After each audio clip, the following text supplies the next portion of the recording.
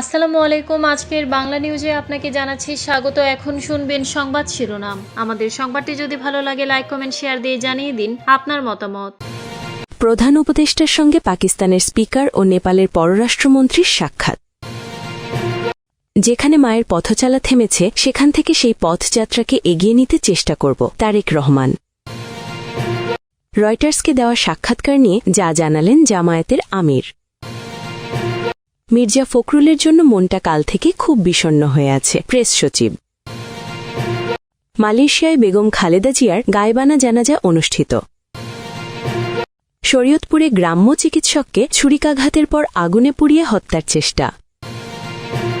প্রধান উপদেষ্টার সঙ্গে পাকিস্তানের জাতীয় পরিষদের স্পিকার সর্দার আয়াজ সাদেক গতকাল বুধবার ঢাকায় রাষ্ট্রীয় অতিথি ভবন যমুনায় অন্তর্বর্তী সরকারের প্রধান উপদেষ্টা অধ্যাপক মোহাম্মদ ইউনুসের সঙ্গে সাক্ষাৎ করেন। প্রধান উপদেষ্টার প্রেস উইং এই তথ্য জানিয়েছে। নেপালের পররাষ্ট্রমন্ত্রী বালানন্দ শর্মাও গতকাল রাষ্ট্রীয় অতিথি ভবন যমুনায় প্রধান উপদেষ্টার সঙ্গে সাক্ষাৎ করেন। সাবেক প্রধানমন্ত্রী ও বিএনপির চেয়ারপারসন খালেদা জিয়ার জানাজায় অংশ নিতে গতকাল ঢাকায় আসেন পাকিস্তানের জাতীয় পরিষদের স্পিকার সর্দার আয়াজ সাদেক। পাকিস্তান সরকারের প্রতিনিধি হিসেবে তিনি ঢাকায় আসেন। শর্মা ঢাকায় আসেন। খালেদা জিয়া গত মঙ্গলবার সকালে রাজধানীর এভারকেয়ার হাসপাতালে শেষ নিঃশ্বাস ত্যাগ করেন। তার বয়স হয়েছিল ৭৯ বছর। গতকাল বিকেলে রাজধানীর মানিক মিয়া অ্যাভিনিউয়ে তার জানাজা অনুষ্ঠিত হয়। তার জানাজা ঘিরে মানিক মিয়া অ্যাভিনিউ সহ আশপাশের এলাকা লোকে লোকারণ্য হয়ে ওঠে। স্বতঃস্ফূর্ত মানুষের ঢল মানিক মিয়া অ্যাভিনিউ, সংসদ ভবন এলাকা ছাড়িয়ে রাজধানীর বিভিন্ন সড়কে উপচে পড়ে। ঢাকার বিভিন্ন রাস্তায় সারিবদ্ধভাবে দাঁড়িয়ে মানুষ জানাজায় অংশ নেয়। জানাজা শেষে রাষ্ট্রীয় মর্যাদায় খালেদা জিয়াকে শেরেবাংলা নগরে স্বামী সাবেক রাষ্ট্রপতি ও বিএনপির প্রতিষ্ঠাতা জিয়াউর রহমানের সমাধির পাশে সমাহিত করা হয়।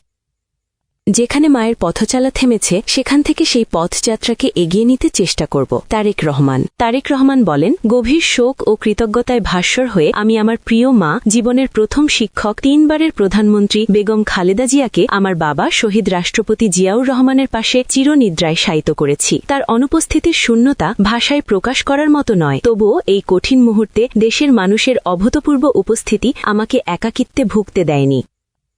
রয়টার্সকে দেওয়া সাক্ষাৎকার নিয়ে যা জানালেন জামায়াতের আমির। আন্তর্জাতিক বার্তা সংস্থা রয়টার্সকে দেওয়া সাক্ষাৎকার নিয়ে নিজের ভেরিফাইড ফেসবুক পেজে পোস্ট দিয়েছেন বাংলাদেশ জামায়াতে ইসলামীর আমির শফিকুর রহমান। আজ বৃহস্পতিবার সকাল ৯টা ১৯ শফিকুর রহমান ওই পোস্ট দেন। গতকাল বুধবার রয়টার্সকে সাক্ষাৎকার দেন জামায়াত আমির। শফিকুর রহমান বলেন, আন্তর্জাতিক মিডিয়া রয়টার্সকে গতকাল দেওয়া এক সাক্ষাৎকারে রয়টার্সের একজন সাংবাদিক আমাকে জিজ্ঞেস করেন, ভারত যেহেতু আপনাদের প্রতিবেশী দেশ, তাদের সঙ্গে আপনাদের কোনো যোগাযোগ আছে কিনা, কোনো কথাবার্তা বা বৈঠক হয় কিনা। আমি তখন বলেছিলাম, গত বছরের মাঝামাঝি সময়ে আমি অসুস্থ হওয়ার পর চিকিৎসা শেষে যখন বাসায় ফিরি তখন দেশ বিদেশের অনেকেই আমার সঙ্গে সাক্ষাৎ করতে আসেন। অন্যান্য দেশের সম্মানিত কূটনৈতিক বৃন্দ যেমন এসেছেন, তেমনি তখন ভারতের ২জন কূটনীতিকও আমাকে দেখতে আমার বাসায় এসেছিলেন। অন্যান্যদের মতো তাদের সঙ্গেও আমার কথা হয়েছে। আমরা তাদের সঙ্গে আলাপ আলোচনার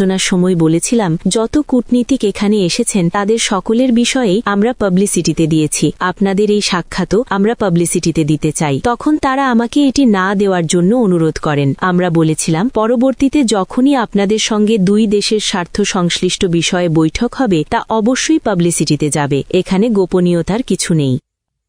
মির্জা ফখরুলের জন্য মনটা কাল থেকে খুব বিষণ্ণ হয়ে আছে, প্রেস সচিব। বিএনপির মহাসচিব মির্জা ফখরুল ইসলাম আলমগীরকে নিয়ে সোশ্যাল মিডিয়ায় একটি আবেগঘন পোস্ট দিয়েছেন প্রধান উপদেষ্টার প্রেস সচিব শফিকুল আলম। তিনি বলেছেন, গতকাল থেকে মির্জা ফখরুল ইসলাম আলমগীরের জন্য আমার মনটা খুব বিষণ্ণ হয়ে আছে। অনেক বছর ধরে তিনি আমার অন্যতম রাজনৈতিক আদর্শ।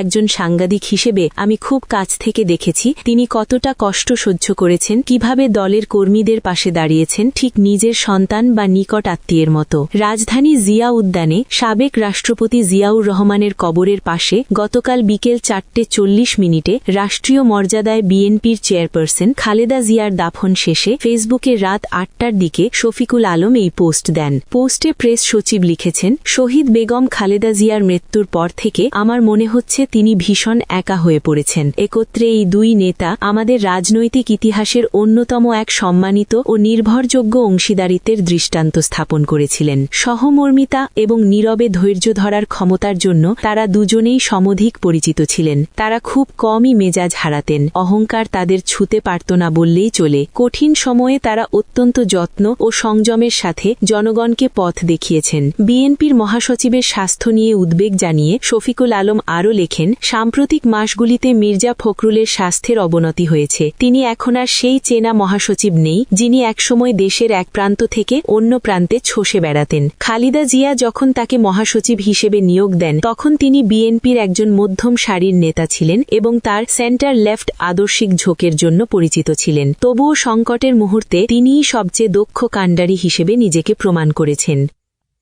মালয়েশিয়ায় বেগম খালেদা জিয়ার গায়েবানা জানাজা অনুষ্ঠিত। মালয়েশিয়ার প্রয়াত বিএনপি চেয়ারপারসন ও বাংলাদেশের সাবেক প্রধানমন্ত্রী বেগম খালেদা জিয়ার গায়েবানা জানাজা অনুষ্ঠিত হয়েছে। বুধবার দেশটির রাজধানী কুয়ালালামপুরের বাংলাদেশি অধ্যুষিত কোতারায়া বাংলা মসজিদে বাদ আসর এ জানাজা অনুষ্ঠিত হয়। বিএনপি মালয়েশিয়া শাখার উদ্যোগে এ কর্মসূচির আয়োজন করা হয়। গায়েবানা জানাজায় প্রবাসী বাংলাদেশি কমিউনিটির বিভিন্ন শ্রেণী পেশার মানুষসহ বিএনপি ও এর অঙ্গ ও সহযোগী সংগঠনের নেতাকর্মীরা অংশ নেন। তারা খালেদা জিয়ার রুহের মাগফিরাত এবং শান্তি কামনা করে দোয়া করেন। জানাজার নামাজ ও দোয়া পরিচালনা করেন বাংলা মসজিদের খতিব মৌলানা হাফিজ হেলাল উদ্দিন। বিএনপি মালয়েশিয়া সহসভাপতি তালহা মাহমুদের নেতৃত্বে জানাজার নামাজে অংশগ্রহণ করেন দলের সহসাধারণ সম্পাদক ফজলুর করিম সোহরাব, মোয়াজ্জেম হোসেন নিপু ও কাজী সালাহুদ্দিন, দপ্তর সম্পাদক মোহাম্মদ আমিনুল ইসলাম রতন, সহ অর্থ সম্পাদক এম এ কালাম, সদস্য মোহাম্মদ জসিম উদ্দিন, পান্ডামারান বিএনপির সভাপতি খন্দকার মনিরুল ইসলাম, বুকিট বিনতাং বিএনপির সভাপতি আনোয়ার হোসেন সেলিম এবং অন্যান্য শাখা ও সহযোগী সংগঠনের নেতাকর্মীরা। এদিকে একই সময় পার্শ্ববর্তী ইন্ডিয়া মসজিদে বাংলাদেশ জাতীয়তাবাদী যুবদল ও বাদ মাগরিব চৌকিট শুরা ও বাইতুল মুকারমে বাংলাদেশ জাতীয়তাবাদী শ্রমিক দল মালয়েশিয়া শাখার উদ্যোগে বেগম খালেদা জিয়ার গায়েবানা জানাজা অনুষ্ঠিত হয়েছে। উভয় জানাজায় যুবদল শ্রমিক দল নেতাকর্মীরা ছাড়াও ব্যাপক সংখ্যক সাধারণ মুসল্লিরাও অংশগ্রহণ করেন।